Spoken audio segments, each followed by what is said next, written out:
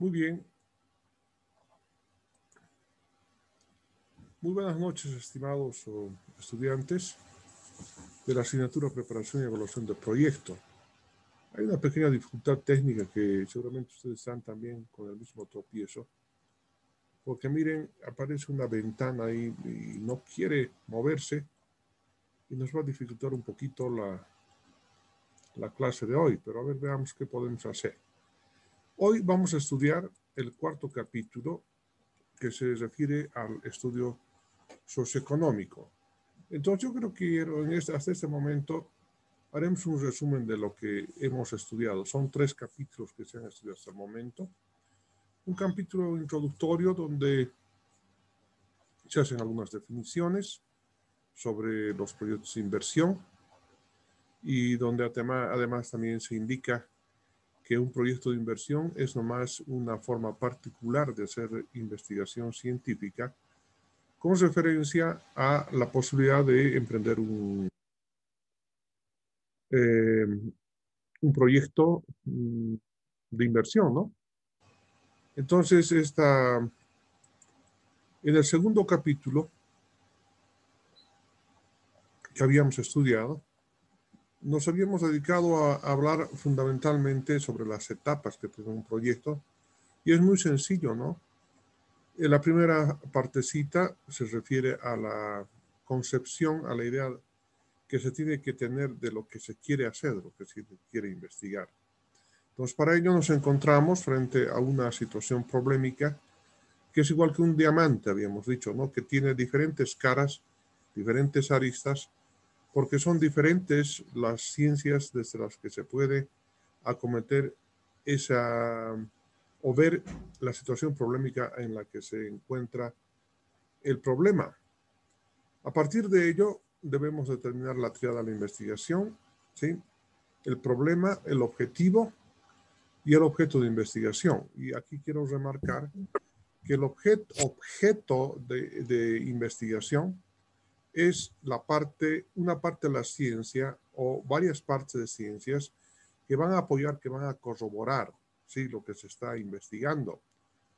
Entonces, el problema y el objetivo, ¿sí?, si bien hay un primer atisbo de definición de lo que es el problema y el objetivo, existe una metodología que justamente es el tercer tema del que habíamos venido estudiando.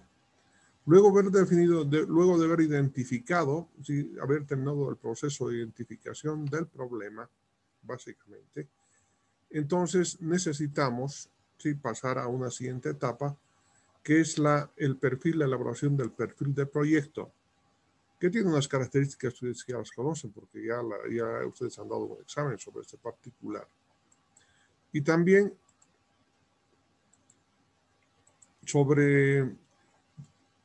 habíamos dicho que si el perfil de proyecto, o sea, nos da algunos indicadores que son interesantes para poder acometer, pasamos a la fase de prefactibilidad, donde se utilizan los métodos, se utiliza fuente secundaria para su elaboración. Es prácticamente un proyecto de inversión, solamente que no a nivel de diseño final. Es decir, todavía se hacen algunas estimaciones, como en el caso de las construcciones, etcétera, pero que en función de la experiencia se aproxima mucho. Donde se van a definir ya los presupuestos a manera de proyecto a nivel de diseño final, es donde ya se hacen todos los presupuestos, ¿no?, de manera particularizada de edificaciones, equipamiento, todo lo necesario para llevar adelante un proyecto para poder implementar. La siguiente fase corresponde, pues, a lo que habíamos dicho, al estudio de factibilidad, que es lo que estamos estudiando, la elaboración de un TESA, donde van a estar definidos todos los presupuestos y donde ya vamos a dar certificación de que el problema es factible o no. Entonces, a ustedes también les he pedido en el examen La definición de conceptos tan elementales como factibilidad, coherencia, viabilidad, etcétera. Algunas personas que se han dado la molestia de leer, ¿no? Esta información que les paso, entonces lo han hecho, pero hay un buen tanto que ni siquiera han presentado, ni siquiera se han sometido ni han enviado sus exámenes, porque todavía están en otro mes, están en otro asunto. Bueno, ¿qué vamos a hacer? Y finalmente el tercer capítulo del que me han enviado también una tarea es referente a la planificación, ¿sí? A la utilización de métodos, ¿sí? Y específicamente a un método. Ese método es el método del marco lógico. Ahí tienen ustedes toda la historiación del desarrollo de este método, y donde básicamente consiste inicialmente en encontrar la matriz de los involucrados del problema, dibujar el árbol de problemas, el árbol de objetivos, y luego de haber definido todo esto, entonces definir lo que va a ser la matriz del marco lógico, por supuesto en la primera columna con los objetivos, ¿no? El propósito, los componentes, etcétera, etcétera, las actividades, etcétera, tal como habíamos aprendido. Entonces, de esa manera se elabora el proyecto. Ahora estamos en un punto donde la pregunta es, ¿esta matriz del marco lógico se elabora al principio o se elabora al final? La respuesta básicamente es al principio y al final, porque se va ajustando poco a poco en conformidad de cómo vamos avanzando con el proyecto. Entonces, este es un elemento importante, reitero. Las matrices de planificación del proyecto, si bien se elaboran previo al desarrollo del estudio, según se vaya avanzando y encontremos ciertas limitaciones, entonces esta matriz de marco lógico se va ajustando en sus componentes de tal manera que tiene que responder a qué es lo que queremos hacer y cómo queremos instalar el proyecto. Entonces a esa parte habíamos llegado, y básicamente ha sido un trabajo de conceptual inicialmente, conceptual. Es decir, los conceptos, cómo se llega a obtener el problema, el objetivo principal, los objetivos específicos, los métodos que se utilizan, etc. Bien, fases también, etapas que tienen, los conceptos básicos de lo que tiene que ser un proyecto para que se pueda comprender y podamos pasar ya a la fase de estudio. Entonces, debe quedar claro que un proyecto de factibilidad técnico-económico debe tener, en forma general, un estudio socioeconómico, un estudio de mercado, debe tener un estudio técnico, un estudio financiero-económico y complementariamente un estudio medioambiental y probablemente una serie de estudios que vayan complementando, que en sí mismos se constituyen en estudios de ingeniería especializada y que nos permiten dar sobre todo pautas sobre el presupuesto de cuánto llegaría a costar en la fase de implementación. Entonces vamos a iniciar nuestro trabajo con el estudio socioeconómico. Entonces su mismo nombre dice estudio social económico y tiene que estar orientado de hecho, de plano, a las personas que van a resultar beneficiadas con el proyecto, ¿no?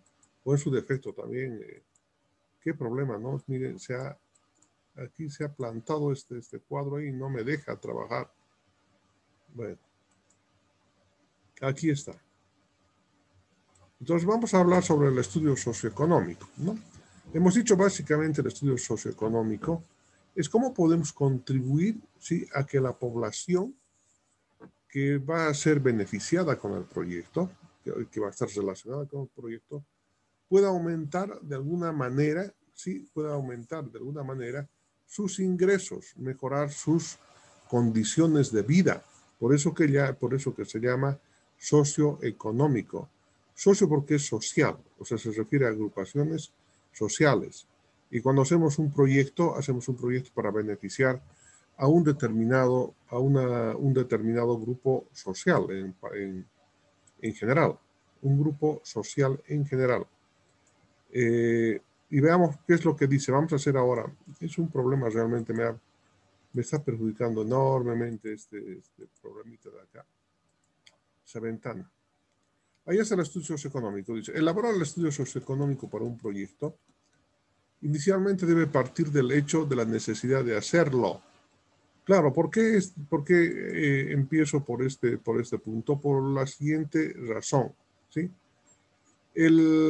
Hay algunos tipos de proyectos que son tan chiquititos, y en el ejemplo indico, tal vez una heladería de la ciudad del Alto quiere incrementar su producción, ¿sí? Entonces, ¿cuánto necesita? $10,000 para comprar su maquinita, para comprarse algunos insumos, capital de operaciones, etc. O sea, ameritará hacer un estudio socioeconómico para incrementar, ¿sí?, la producción de una pequeña heladería que va a subir por decirse, de 100 helados a 500 helados. Entonces, no tiene mucha razón de ser, porque además, si ustedes se acuerdan, qué problema, miren, hasta se ha perdido ahora. Ahí está. Si ustedes se acuerdan, sí, es muy pequeño es el monto, ¿no? Y este estudio socioeconómico tiene un costo. Entonces, no amerita definitivamente cuando un proyecto es muy pequeñito hacer un estudio socioeconómico, pero sí amerita cuando se trata, sí, de proyectos grandes, como en este ejemplo, por ejemplo, miren, es un proyecto de electrificación rural. Ahí están los electricistas, aquí está la población que va a ser beneficiada y se nota de lejos que es una población muy pobre, ¿no? Dentro de los rangos de la pobreza. Bueno, entonces, si el proyecto va a ser para 1.450 familias de una determinada provincia, entonces, cuando se elabora un estudio, cuando se elabora un proyecto, necesariamente hay que elaborar también este estudio socioeconómico, porque yo les puedo asegurar que desde el punto de vista lucrativo, hacer electrificación rural es inconveniente, ¿no? O sea, no conviene definitivamente hacer un estudio socioeconómico, una inversión de este tipo. Pero ya se trata de 1.450 familias campesinas que van a pasar del siglo XIX al siglo XX y de ahí tal vez al siglo XXI. Entonces, hay que preguntarse si conviene o no.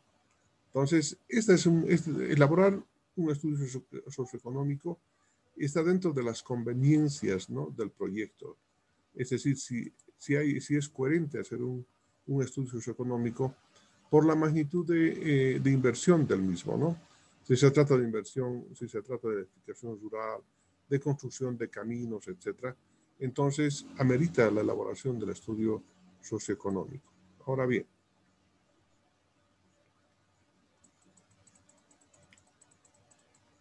lo que decía, es evidente que la profundidad de este estudio es función de la magnitud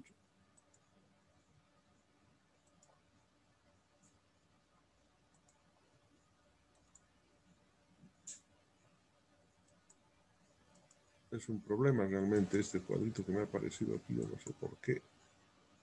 ¿Ya?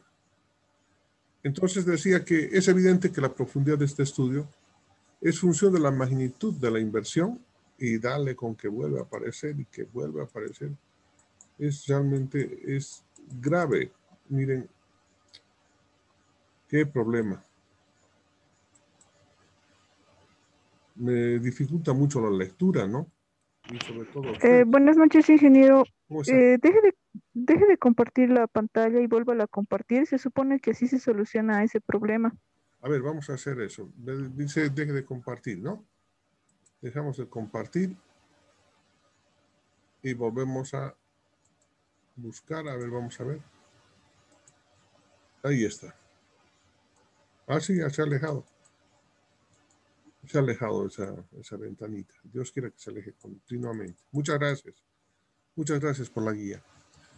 Entonces dice, es evidente que la profundidad del estudio es función de la magnitud de la inversión, lo que les decía. Una inversión pequeña no amerita, porque aparte el estudio socioeconómico tiene un costo, ¿no?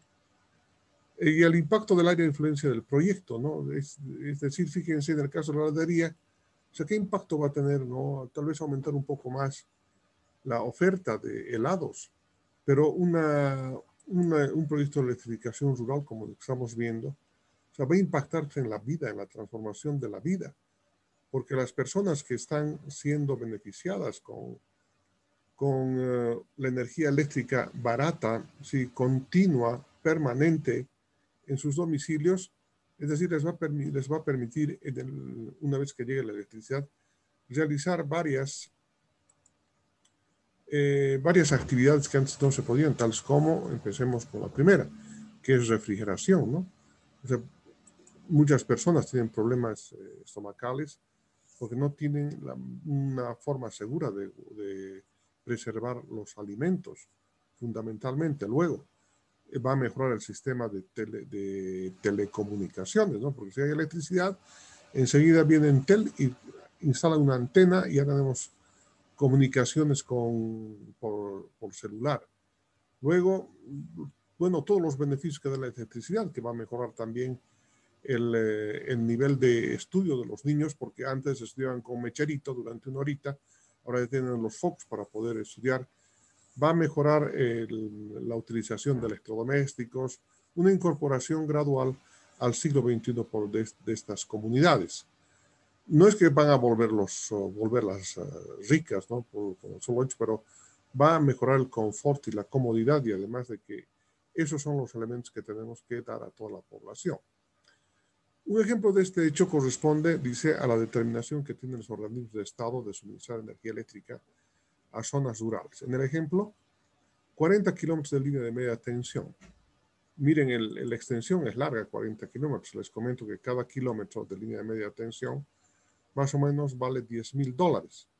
Entonces estaríamos hablando de casi $500,000 de bolivianos, ¿no? Para extender 40 kilómetros de línea media, $400,000. Es lo que se supone en la inversión en la red de media tensión. Y las redes de distribución, es decir, una vez que llegan a los lugares, hay que la tensión, ¿no? Con la que se transporta la electricidad, normalmente las redes de media tensión vienen de entre 24.9 kV, kilovoltios, o 6.4, como hacen en la ciudad aquí en La Paz, ¿no? Pero de todos modos son redes de media tensión. Pero con esa tensión yo no puedo atender al público usuario, entonces tengo que bajar la tensión con los transformadores de distribución, como ven ustedes en sus barrios, y la energía eléctrica llega en 220, 380 voltios para que puedan conectarse los usuarios. Entonces, esas redes de distribución, ¿sí? A 10 poblaciones hacen un total de $250,000. Miren, entonces $400,000 más 650,000 son $650,000, que es el costo para que el Estado tiene que emplear para que se incorporen sectores de la sociedad. Visto esto desde el punto de vista netamente empresarial, o sea, no conviene hacer electrificación rural. Y les voy a comentar por lo siguiente. Ustedes se acuerdan, son $650,000, ¿no? Ese es el costo de construcción de esa línea. Ahí tienen ustedes una familia del área rural, y me imagino que debe ser del Chaco, ¿no? Porque miren, ahí están los productos chaqueños, pero ahí tienen zanahorias, etcétera, pero dedicados a la agricultura. Ahí es una familia promedio en el Chaco, pero aquí dicen el occidente. Bueno, tanto en el occidente como en el Chaco también el consumo es bajo, porque los pobladores, ustedes estarán viendo, los ingresos también por la actividad agrícola son bajos, ¿no? Entonces dice que, y eso me consta, que el consumo promedio de una familia en el área rural es de 10 kilovatios por hora por mes, ¿sí? Es bajísimo, ¿no? Pero por ello se paga más o menos 10 bolivianos. Y de manera anual 100 bolivianos, equivalente a $17.22, ¿sí? Que multiplicados por las 1.450 familias hacen un total de $24,969 como ingreso anual del proyecto, ¿de acuerdo? Miren, hemos invertido $650,000 y solamente como ingreso estamos recibiendo $24,969. Pero un momentito, la electricidad, las empresas eléctricas también la compran de las empresas de transporte y de la generación, ¿no? Por lo tanto, más o menos son algunos costos moderados respecto a la operación eléctrica, ¿no? Compra de esa cantidad de energía, es decir, de los 191.835, considerando 5% de pérdidas que siempre van a haber, y a una tarifa de $0.08 por kilovatio hora, que es el aproximado de la venta de la energía eléctrica que producen las generadoras y de las transportadoras que transportan a los lugares donde va a haber donde se tiene que hacer electrificación, son $15,000, $346. El mantenimiento, por lo más bajo estamos tomando $2,000 porque siempre se rajan aisladores, cae un rayo, hay que cambiar los pararrayos, etcétera, etcétera, unos $2,000 más o menos de manera anual. Y gastos operativos, administrativos, transporte, salarios, viáticos, facturación del personal que tiene que hacer el mantenimiento, en total suman $19,346. De manera que la utilidad anual esperada, es decir, de los 25,000 y pico que se genera por la venta de energía eléctrica a las familias del área rural, menos $19,346, que es el costo, ¿sí?, de compra de energía eléctrica y de mantenimiento, generamos más o menos unos $5,623 por la venta de energía eléctrica en casos, bueno, muy favorables, ¿verdad? Bien. Entonces, ahora bien, lo que vamos a hacer es comparar los $650,000, que era la inversión, sobre la utilidad anual, sin considerar atención la actualización de estos valores, simplemente para tener una idea nada más. Lo divido entre la utilidad anual entre 5,623, que es la utilidad realmente que vamos a tener, es decir, de la venta, del ingreso, que son 25,000 y tantos dólares, menos el costo, que son 19,346, apenas nos queda esto como utilidad. Entonces ahora dividimos la inversión, es decir, lo que hemos invertido en la construcción del sistema, entre lo que vamos a ganar, ¿sí?, anualmente. Entonces dólares con dólares se simplifican, año que está en el denominador, del denominador pasa a ser el numerador, y por lo tanto el resultado de este cociente se obtiene en 115,6 años para recuperar el capital. Imagínense, para recuperar el capital, 115 años. Entonces, de manera que desde un tratamiento desde el punto de vista financiero privado, un proyecto de electrificación rural, o sea, es un dinero que no va a tener vuelta, ¿no?, que vamos a tener que esperar 115 años solamente para recuperar el capital que hemos invertido. Por esta razón, sí, las empresas privadas no invierten en electrificación rural. Entonces, ese tiene que ser un trabajo que tiene que partir de parte de los organismos del Estado, como pueden ser el gobierno central, los gobiernos departamentales o los gobiernos municipales, para hacer crecer los sistemas que tienen, ¿no? Y además tiene que ser prácticamente a fondo perdido, como verán ustedes. No existe rentabilidad, ni sobra la inversión, y definitivamente, si vamos a los costos reales, muy apenas llegan a cubrir los costos de operación y mantenimiento del sistema.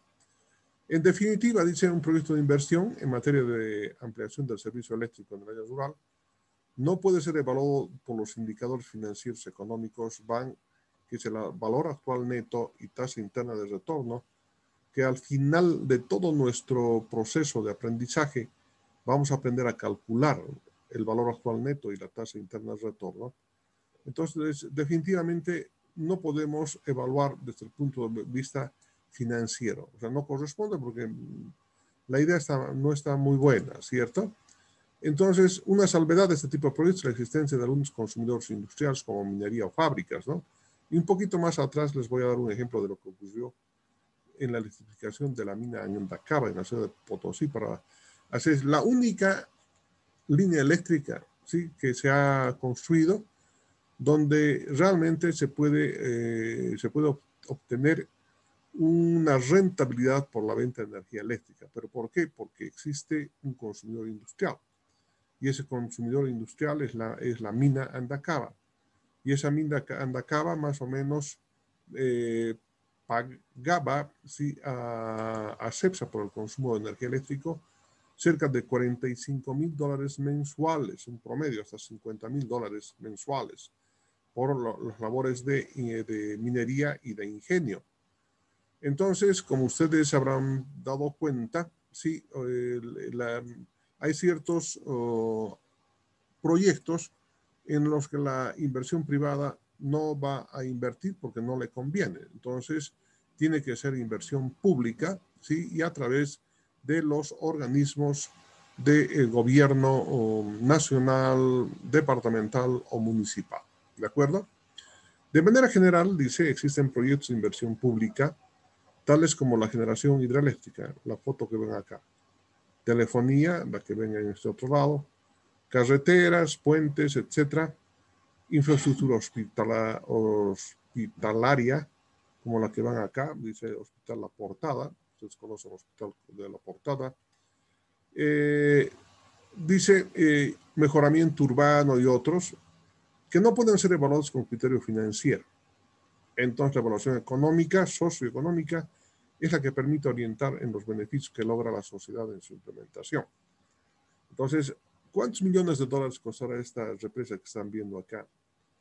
Más o menos deben ser unos 700, 800 millones de dólares, ¿sí? Ustedes dirán, pero está loco, ¿no? Pero acuérdense, el servicio de teleférico que está en operación en este momento en las ciudades de La Paz y El Alto tiene un costo de alrededor de $1,000 millones de dólares, ¿no? Entonces, ¿se podrá recuperar? Por lo que tengo entendido, bueno, hay una forma de recuperación que es económico y una forma de recuperación que es financiera en el caso de los teleféricos. El teleférico en su operación nos cobra 3 bolivianos por pasaje. De todo el conjunto recauda nomás buena cantidad de dinero que sirve para que la operación de ese proyecto, ¿sí?, sea, por lo menos pague sus costos de operación y mantenimiento. Ahora, yo no sé si generará dinero suficiente como para poder generar utilidades, eso habría que ver, nunca nos han comentado, pero miren, para hacer ese proyecto del teleférico que cuesta $1 millón, entonces han tenido que hacer hacer un estudio socioeconómico necesariamente. ¿Cuáles serán los beneficios del estudio socioeconómico que ha brindado para poder tomar la decisión de hacer el teleférico? Primero, el tiempo de transporte. No, al ciudadano paseño o al ciudadano alteño, llegar ahora a la ciudad del Alto le toma 8 minutos, ¿cierto? Desde el edificio de la caja, detrás de la caja, hasta las antenas, hasta Faro Murillo, 8 minutos. En 8 minutos ya está el ciudadano. Comodidad, confort. Se ha eliminado el monopolio del transporte por carretera, ¿no? De los TUF y demás, no abastecía el transporte de los ciudadanos hacia la ciudad del Alto. Se ha modernizado, pero fundamentalmente aquí hay algo que es interesante, que lo hemos tocado ya en una clase anterior, de que desde el punto de vista económico, ¿sí?, la puesta en marcha del proyecto de teleférico, de transporte por teleférico en las ciudades de La Paz y El Alto, le ha beneficiado a la economía boliviana porque hemos evitado comprar, sí, carburantes para hacer el servicio de transporte de trucks, de mins, etcétera, ¿no?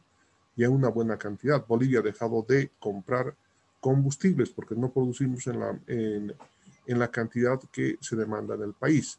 Entonces, ¿y cómo se ha sustituido? Porque esa forma de energía tiene que verse sustituido por otra, por supuesto la eléctrica. Pero lo interesante es de que la eléctrica se produce en el país. Claro, evidentemente el teleférico paga de La Paz, a la empresa de La Paz le paga un dinero, ¿cierto? Al pagar ese dinero, sí, está volviendo a la economía, pero no está saliendo de nuestra economía. Entonces está permitiendo generar mayor cantidad de utilidades a de La Paz y a las generadoras, de tal manera que eso se va a traducir el día de mañana en nuevas inversiones, ¿sí?, de ampliación del negocio, y además la generación de impuestos que va a beneficiar a diferentes sectores de la población. Lo propio en telecomunicaciones, una ampliación de telecomunicaciones a un pueblito nomás tranquilamente cuesta $1.000.000, $500.000, y pensar en una ampliación formal de sistemas, pues, tranquilamente unos $300 millones, sí, en ese nivel. Ahora, una carretera ni que hablar, ¿no? Cuestan, están en el orden de los 70, 80, así, unos tramos pequeños nomás, o la inversión en hospitales. La inversión en hospitales, o sea, no sé, por ejemplo, este hospital de La Portada, por supuesto que el municipio sí está pagando a médicos, al equipamiento, mantenimiento del hospital, mantenimiento del equipo fundamentalmente. Y ahora lo que habría que ver si es que vamos a poder, si podríamos, por supuesto cobran, ¿no? Pero fíjense cuánto cobran el ingreso al hospital para la atención de 15 pesitos y a 30 bolivianitos. Pero si ustedes se dan cuenta, esa misma consulta en el sector privado puede estar en el orden de los 200 bolivianos mínimo para consultar lo mismo a un médico. Se generan ingresos, pero no creo que la recaudación de todo, de todo lo que se tenga por conceptos de atención médica pueda alcanzar para la operación y mantenimiento del hospital. Por eso que el Estado, a través de los gobiernos municipales, es que subvencionan a este sector, ¿de acuerdo? Aquí en las carreteras lo propio, ¿no? A quien le conviene. A ustedes usted para transitar por esta carretera tiene que pagar parte del costo, pague $15, ¿no? Entonces así no es el asunto, ¿no? No es así porque hay proyectos, o sea, que benefician a la economía en general, sí, pero de forma particular y no pueden ser evaluados. Fíjense, en los 4 casos, no pueden ser evaluados como con los indicadores financiero-económicos que vamos a aprender. ¿Por qué razón? Porque son montos muy elevados, requieren financiamiento, requieren apoyo por parte del Estado. Ahora, evidentemente, el día de mañana pueden convertirse en rentables. Tal es el caso de este proyecto, del proyecto de telecomunicaciones. Normalmente las telecomunicaciones siempre van redituando, es una de las pocas actividades, ¿no?, donde se vuelven autónomos y van generando sus propias utilidades, sus beneficios, etcétera. Pero necesariamente hay que hacer estudio económico por el monto de la inversión. Aquí lo propio, en todos estos han tenido que hacerse un estudio socioeconómico para ver cómo están las personas. ¿Por qué se ha hecho este hospital? Se ha hecho este hospital justamente porque tenemos que beneficiar a la población más desamparada de las ciudades, en este caso de la ciudad de La Paz. El Hospital del Norte, en la ciudad del Alto, también se ha construido, no con el afán, ¿sí?, de obtener lucro por la actividad, sino por el motivo de que tenemos que brindar salud a la población. Entonces tenemos que evitar que se mueran las personas, tenemos que mejorar la esperanza de vida recibiendo tratamientos médicos, ¿verdad? Entonces, ese es el concepto.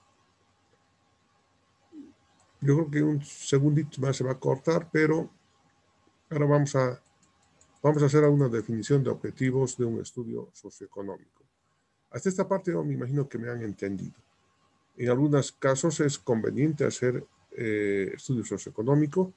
Si el monto de inversión es demasiado pequeñito, no tiene razón de hacerse un estudio socioeconómico.